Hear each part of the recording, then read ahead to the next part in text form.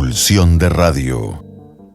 Las luces ya se apagan para pasar a nuestra sala de cine.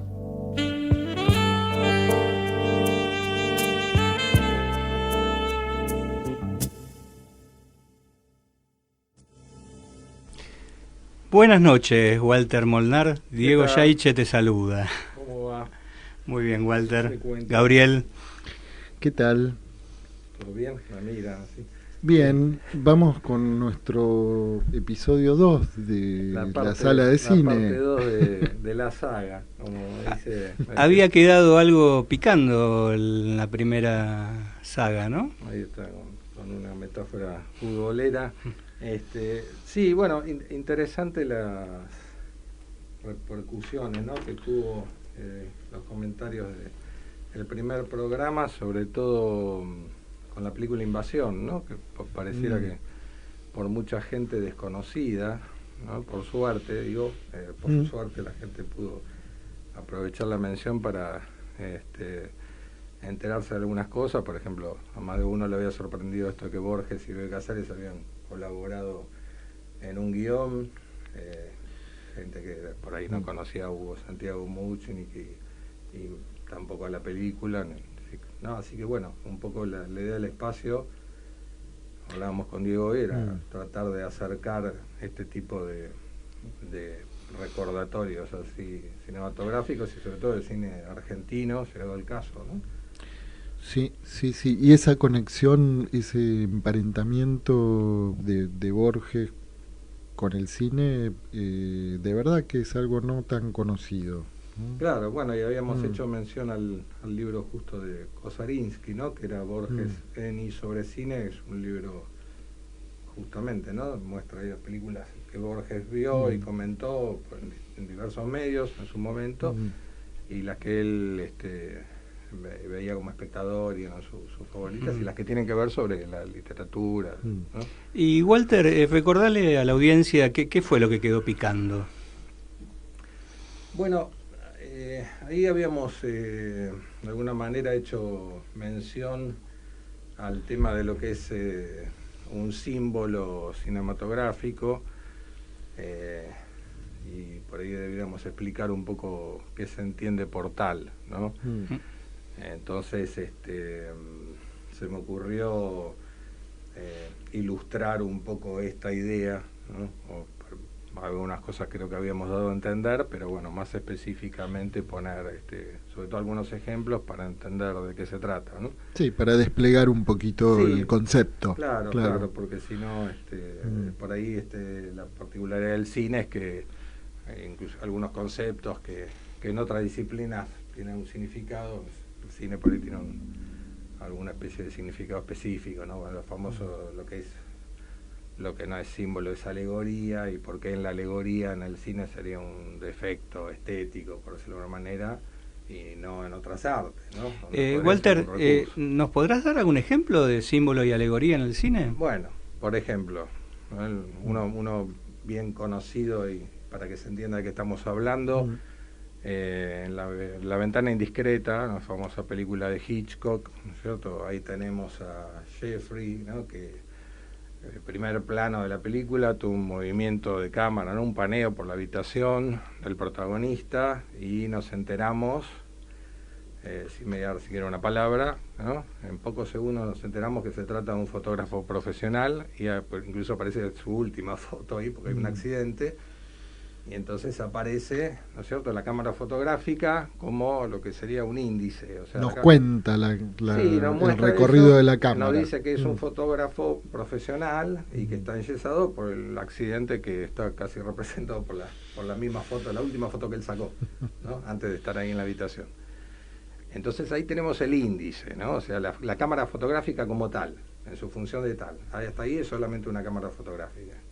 A medida que transcurre la película, Jeffrey va a usar, con la ayuda de Lisa, la mujer, ¿no es cierto?, que cobra un rol bueno, alguna vez veremos el tema de la mujer en el cine, que bueno, ahí cobra, o las rubias de Hitchcock, ¿no?, como se suele a veces recordar, y ella toma un rol muy activo para demostrarle a él que no es solamente una chica rica que no tiene nada que hacer, ¿no? Entonces se pone un poco a investigar lo que va pasando. Lo que está investigando ahí, obviamente, es que Sorval, el asesino, el que está en una de las ventanas del edificio enfrente, ha matado a su mujer y la va a repartir en paquetes por diferentes puntos de Estados Unidos. Bueno, todavía no sabemos eso, pero en un momento vemos a Jeffrey con el lente de la cámara, ¿no?, afigoneando, como un voyeur, en los distintos departamentos del lugar donde él vive. Entonces se va metiendo ahí en la vida y en la intimidad de... Bueno, segundo uso de, ¿no es cierto?, en este caso, un ícono, ¿no? ¿Qué quiere decir? Que el lente de la cámara, que en principio era solamente una cámara fotográfica, pasa a ser una herramienta para un uso particular del protagonista, del héroe en este caso de la película. Ya no es una cámara fotográfica, es un lente que está siendo utilizado para otra cosa.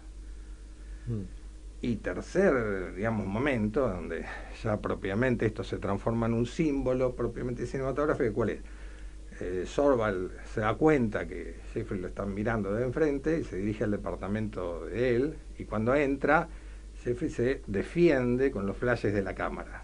O sea, entonces la cámara fotográfica ya pasa a representar otra cosa. Es el elemento, digamos, que él utiliza, técnico, pero cobra otra dimensión, ¿cierto? Que es casi la forma en que... Es un recurso defensivo. Sí, o sea, un arma. Pasa a simbolizar. Y la luz del flash, y acá tenemos que mencionar un dato muy importante, que es Hitchcock es un católico director de cine, como le gustaba decir, siempre aclarar a Fareta, no un director de cine católico, un católico director de cine. ¿Por qué? Porque él, hay un plano de Jeffrey a punto de caer por la ventana, qué sé yo, que se toma de la ventana antes de caer, qué sé yo, y aparece ahí como una especie de Cristo tomado, qué sé yo. Y todo el cine de Hitchcock, todo su cine, ¿no es cierto?, siempre está la cuestión de la caída y el desorden del universo y el vuelta al orden, ¿no es cierto? En todas las películas de Hitchcock es esto, ¿verdad? Todo ese caos, todo tiene que volver a un orden. O sea, es la representación de, por ejemplo, a ver, se me ocurre, ahí de vuelta volvemos a tener lo mismo, ¿no? Psicosis, ¿no es cierto? Psicosis, en un momento la vemos a Marion Crane, ¿no?, que está con una ropa interior negra cuando está con el tema de la plata en la habitación, después aparece con una ropa blanca, ¿no? Norma Bates. Exactamente, ¿no? Bueno, cuando llega al motel, el motel representa la horizontalidad, digamos, ¿no es cierto?, de lo cotidiano, frente a la casa gótica, que introduce ahí, como podemos decir, la verticalidad trágica, ¿no? Entonces tenemos ese contrapunto entre lo que el cine diría que es la cosa periodística o de información, que es el motel americano típico donde se va y viene, y ahí está pasando otra cosa, que es ese lugar, y Hitchcock se encarga de acentuar eso con los planos, ¿no es cierto?, etcétera, etcétera. De vuelta volvemos a tener ahí otro tipo de introducción de esta representación, digamos... Bueno, un lenguaje visual, claro, ¿no? La verticalidad, ¿no es cierto?, que el cine trata de reintroducir en la cosa más, digamos, de información periodística o de la modernidad, ¿no es cierto? Y el cine dice, bueno, esto ha sido olvidado en la modernidad y el cine se encarga de reintroducirlo. Toda la película de Hitchcock esto aparece constantemente, idea del cine todo. Walter, a ver, ¿nos podés explicar un poco esto que mencionás de la verticalidad? Eso debe introducirse en el cine a través, obviamente, bueno, de los planos, de los recursos, ¿no es cierto?, que utiliza un director para hacer, digamos, aparecer esta cuestión de lo trágico que corta la mera información, ¿no? Por ejemplo, el acontecimiento. Claro, en la ventana, a ver, volvamos a la película, ¿no? En La ventana indiscreta hay un momento que Sorval asesina al perrito de la pareja, ¿no? Entonces de vuelta vuelve a aparecer un elemento, ¿no es cierto?, que da cuenta de quién es este personaje que no solo ha matado a su mujer, sino que se encarga de mostrar que es lo más oscuro, ¿no es cierto? O sea, no es una mera información, ¿no? Ya que estamos con esto, en La Soga, la película de Rope, todos están haciendo un banquete con el muerto dentro del baúl, que la pareja, ¿no es cierto?, que invita a la pareja gay, que invita al profesor y a todos, los hace participar de un banquete con el muerto dentro de, ¿no? Cuando, justamente cuando James Stewart, que es el profesor, descubre esto, les dice, bueno, no, pero ustedes entendieron mal toda la idea del superhombre, esto no es así, ¿no? Y se encarga, entonces tira un disparo por la ventana y se escucha la sirena de la policía, ¿no? Como que de vuelta vuelve a aparecer un orden, como dice, bueno, esto tiene que quedar con algún tipo de sanción, por decirlo de alguna manera, ¿no?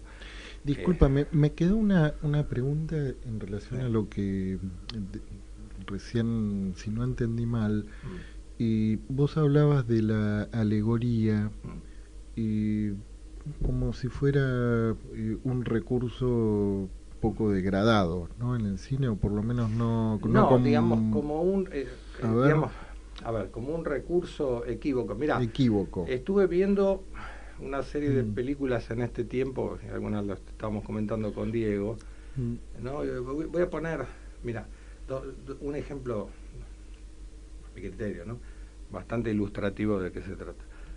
Por ejemplo, en la película de Almodóvar, ¿no es cierto?, La voz humana, la última película mediometraje de Almodóvar sobre el texto de Cocteau, ¿no? Lo primero que pensé cuando vi esa película y alguna otra fue que paradojalmente, digamos, me retrotrajo a la película de Rossellini, L'Amore, ¿no?, con la protagonista Anna Magnani, en la película del 48, sobre el texto de Cocteau, La voz humana. Entonces, una representación y otra, ¿no?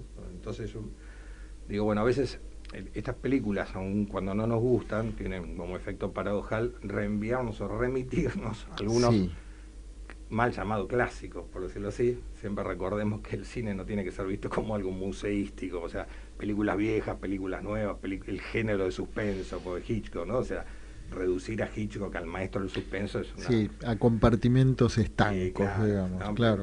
Bueno, diría, hay mucho más que eso, ¿no? Hitchcock, ¿no? Tal vez el mejor director de la historia del cine, podríamos decir. Si se sabe, bueno, un poco ver ahí de qué se trata. Si se diferencia el ver y el mirar, ¿no es cierto? Nosotros los psicoanalistas, que siempre estamos ahí con esos temas, algún día vamos a poder introducir eso, ¿no? Esa diferencia entre el ver y el mirar en el cine. En nuestro episodio 3 puede ser. Bueno, ¿por qué no? Puede ser. Y estaba diciendo esto. En la película de Almodóvar, cuando comienza la película, una de las primeras escenas, la protagonista va a comprar un hacha. Sí. Y llega a su casa y se la agarra a hachazos contra el traje de él, amante, se supone, ¿no?, que él la dejó, la abandonó, ¿no? Yo pensaba, digo, bueno, escribí ahí alguna cosa como diciendo, bueno, si hubiera sido una motosierra, una escopeta, en realidad daba prácticamente lo mismo, porque no es que el hacha en algún momento está retomada en alguna otra función, ¿verdad? Entonces, ¿cuál es la utilidad o la necesidad de hacer eso? Que obviamente no está en el texto de Cocteau ni en la versión original, donde directamente vemos a Anna Magnani, porque todo el centro de atención está puesta en la llamada, ¿no es cierto?, y en la representación de ella, ¿no? Sí. ¿Qué aporta o qué sirve o qué representa, ¿no? Bueno, eso no está mostrado indicialmente, icónicamente y transformado en un símbolo que justifique eso, ¿no? Me parece que no sé si se entiende un poco la idea. Hoy hablábamos con Diego de alguna otra película, pero en ese sentido me parece que hay ahí algo que se podría tal vez... Quiero decir, otro ejemplo que se me ocurre, uno que me gusta a mí, por ejemplo, ¿no? Taxi Driver, ¿no? En un momento hay un movimiento de cámara muy importante, muy significativo. La cámara se mete y se fundido, en el vaso que disuelve un Alka-Seltzer, ¿no? Que lo va a tomar Travis, ¿no? Sí. Y uno dice, ¿por qué hace ese movimiento Scorsese? Porque no es ¿no? ¿Para qué hace eso? O sea, el tipo quiere mostrar o alguna cosa. Y uno podría decir, según lo que yo creo entender, que a esa altura del film, no antes, no al comienzo de la película, que hubiera sido solamente un Alka-Seltzer. Sí. A esa altura del film, lo que se está disolviendo ahí es la vida de él, no es la pastilla. Yo recomendaría ver Vértigo y La ventana indiscreta de Hitchcock, y después de eso ver Doble de cuerpo de Brian De Palma, ¿no? Es un ejercicio que les propongo para entender esto. El catolicismo de Hitchcock hace que no tenga que explicarse todo el tiempo al espectador. O sea, puede usar sutileza, porque tiene un público creyente para la época. Brian De Palma necesita llevarnos con la cámara hasta dentro de los lugares para que uno crea, porque tenemos un público agnóstico, por decirlo de alguna forma, sí. Ya es otro posicionamiento del público. No, en la modernidad sí. nadie cree nada, entonces el director tiene que meterse con el lente adentro del baño, más o menos, ¿no? Sí, Para que uno hacer eso lo ve en los films de principio, ¿no? Donde la gente se asustaba cuando veía la locomotora en la pantalla. Claro, ¿no? bueno, la película Doble de cuerpo es un, entre comillas, ¿no? Muy grandes homenaje, en el mejor de los sentidos, a Hitchcock, ¿no? Por Brian De Palma, película fabulosa, pero recomiendo que hagan este ejercicio. Primero Vértigo, La ventana indiscreta, y después vean Doble de cuerpo. Bien. Y bueno, Walter, ¿te quedás con nosotros por supuesto. en esta nuevo episodio del Rincón de los Libreros? En Pulsión de Radio ya se viene El Rincón de los Libreros, la columna que en tu biblioteca no puede faltar.